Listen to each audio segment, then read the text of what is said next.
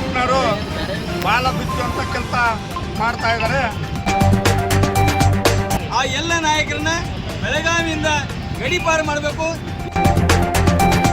ತಾರೀಕಿಗೆ ಬೆಂಗಳೂರಿಂದ ರಾಜ್ಯಾಧ್ಯಕ್ಷರನ್ನ ಕರೆಸಿ ಇದು ರಾಜ್ಯಾದ್ಯಂತ ಹೋರಾಟವನ್ನು ಮಾಡಬೇಕಂತ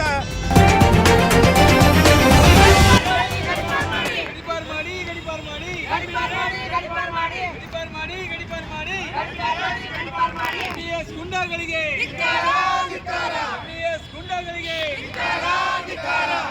ದೇಶದ್ರೋಹಿಗಳಿಗೆ ದೇಶದ್ರೋಹಿಗಳಿಗೆ ಕನ್ನಡ ದ್ರೋಹಿಗಳಿಗೆ ನಾಡದ್ರೋಹಿಗಳಿಗೆ ನಾಡದ್ರೋಹಿಗಳಿಗೆ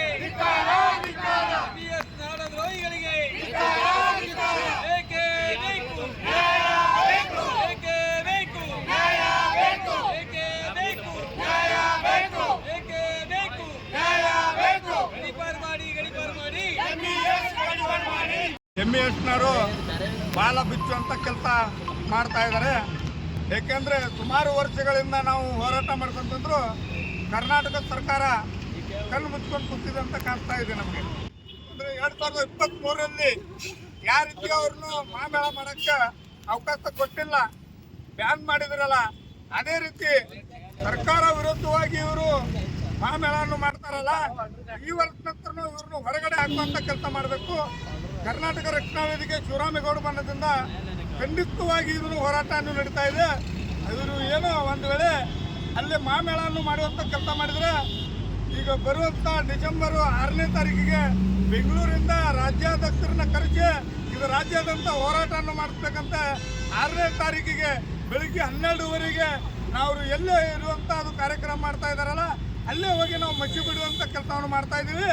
ಇದು ಪೊಲೀಸ್ ಇಲಾಖೆ ದಯವಿಟ್ಟು ಅವ್ರಿಗೆ ಸಹಕಾರ ಯಾಕೆ ಕೊಡ್ತಾ ಇದ್ರಿ ಅನ್ನೋದು ಗೊತ್ತಿಲ್ಲ. ಅವ್ರನ್ನ ಎಲ್ಲರನ್ನು ಬದುಕುವಂತ ಕೆಲಸ ಮಾಡಬೇಕಾಗಿತ್ತು. ಯಾಕೆ ಅವ್ರನ್ನ ಬದುಕುದಿಲ್ಲ?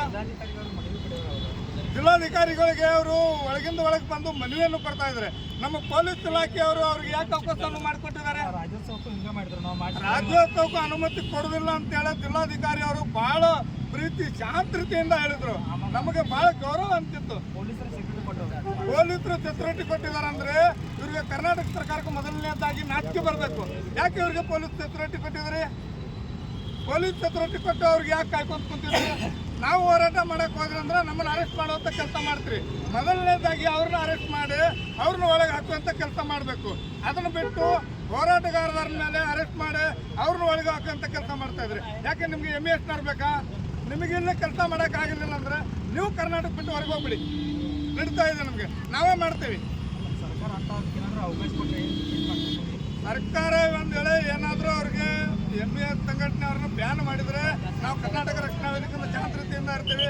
ಒಂದು ವೇಳೆ ಅವಕಾಶವನ್ನು ಕೊಟ್ಟರು ಕೂಡ ನಾವು ಎಲ್ಲೇ ಮಾಡ್ತಾರಲ್ಲ, ಸಾವಿರಾರು ಜನ ಸೇರಿ ನಾವು ಅಲ್ಲೇ ಹೋಗಿ ಕಾರ್ಯಕ್ರಮವನ್ನು ಮಾಡಿ ಅವ್ರನ್ನ ಎಲ್ಲರನ್ನು ಮಚ್ಚಿ ಬೀಳುವಂತ ಕೆಲಸ ಇದು 6ನೇ ತಾರೀಕಿಗೆ ನಾವು ಪ್ರೋಗ್ರಾಮ್ ಅನ್ನು ಮತ್ತೆ ಇಟ್ಕೊಂಡಿದ್ದೇವೆ. ಕರ್ನಾಟಕ ರಕ್ಷಣಾ ವೇದಿಕೆ ಜಿಲ್ಲಾಧ್ಯಕ್ಷರು ಅಜಯ್ ದೇರೇಕುರಿ. ಬೆಳಗಾವಿಯ ಅಧಿವೇಶನದಲ್ಲಿ ಎಂಇಎಸ್ ಗುಂಡಗಳು ಇಲ್ಲಿ ಮಹಾಮೇಳ ಮಾಡುವುದರ ಮೂಲಕ ಇಲ್ಲಿ ಕನ್ನಡ ಮರಾಠಿಗರಲ್ಲಿ ಇರುವಂಥ ಬಾಂಧವ್ಯನ ಹದಗೆಡಿಸುವಂಥ ಕೆಲಸ ಮಾಡುವುದು ಈ ಎಂಇಎಸ್ ಹಾಗೂ ಶಿವಸೇನೆ ಆಗಿರಬಹುದು.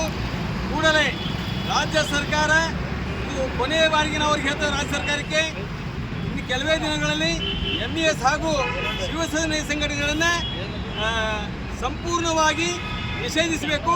ಆ ಎಲ್ಲ ನಾಯಕರನ್ನ ಬೆಳಗಾವಿಯಿಂದ ಗಡೀಪಾರು ಮಾಡಬೇಕು. ಇಲ್ಲವಾದರಲ್ಲಿ ಬೆಳಗಾವಿಯಲ್ಲಿರುವ ಈ ಕನ್ನಡ ಮರಾಠಿಗರಿರುವಂಥ ಬಾಂಧವನ್ನ ಹಾಳು ಮಾಡುವಂಥ ಕೆಲಸ ಬಹಳ ವರ್ಷದಿಂದ ಮಾಡ್ತಾ ಇದ್ದಾರೆ. ರಾಜ್ಯ ಸರ್ಕಾರ ಒಂದು ಕಟ್ಟುನಿಟ್ಟಿನ ಕ್ರಮ ತೆಗೆದುಕೊಳ್ಳುವುದರ ಮೂಲಕ ಆ ಎಲ್ಲ ಎಂಇಎಸ್ ನಾಯಕರನ್ನ ಗಡೀಪಾರು ಮಾಡೋದು ಈ ಮೂಲಕ ಎಚ್ಚರಿಕೆ ಕೊಡ್ತಾರೆ. ಕರ್ನಾಟಕ ರಕ್ಷಣಾ ವೇದಿಕೆ ಉತ್ತರ ಕರ್ನಾಟಕದ ಅಧ್ಯಕ್ಷ ಮಹಾಂತೇಶ್ ರಣಗರಿಮಠ್, ಬೆಳಗಾವಿ. ಈಗ ನಮ್ಮ ಶ್ರಾವಣಿ ಟಿವಿ ವಾಹಿನಿಯನ್ನು ವೀಕ್ಷಿಸಿ 24x7 ಲೈವ್ ಟಿವಿನಲ್ಲಿ ನಿಮ್ಮ ಮೊಬೈಲ್ನಲ್ಲಿ ಗೂಗಲ್ ಪ್ಲೇ ಸ್ಟೋರ್ನಲ್ಲಿ ಹೋಗಿ ಶ್ರಾವಣಿ ಟಿವಿ ಎಂದು ಟೈಪ್ ಮಾಡಿ ಶ್ರಾವಣಿ ಟಿವಿ ಆಪ್ ಡೌನ್ಲೋಡ್ ಮಾಡಿಕೊಂಡು ಈ ಆಪ್ ಓಪನ್ ಮಾಡಿದಾಗ ಅದರಲ್ಲಿ ಸ್ಟಾರ್ಟ್ ಶ್ರಾವಣಿ ಟಿವಿ ಕ್ಲಿಕ್ ಮಾಡಿ ಶ್ರಾವಣಿ ಟಿವಿಯನ್ನು ಲೈವ್ ನಲ್ಲೇ ವೀಕ್ಷಿಸಿ, ಆನಂದಿಸಿ. ನಿಮ್ಮ ಅನಿಸಿಕೆ ಅಭಿಪ್ರಾಯಗಳನ್ನು SMS ಮೂಲಕ ತಿಳಿಸಿ.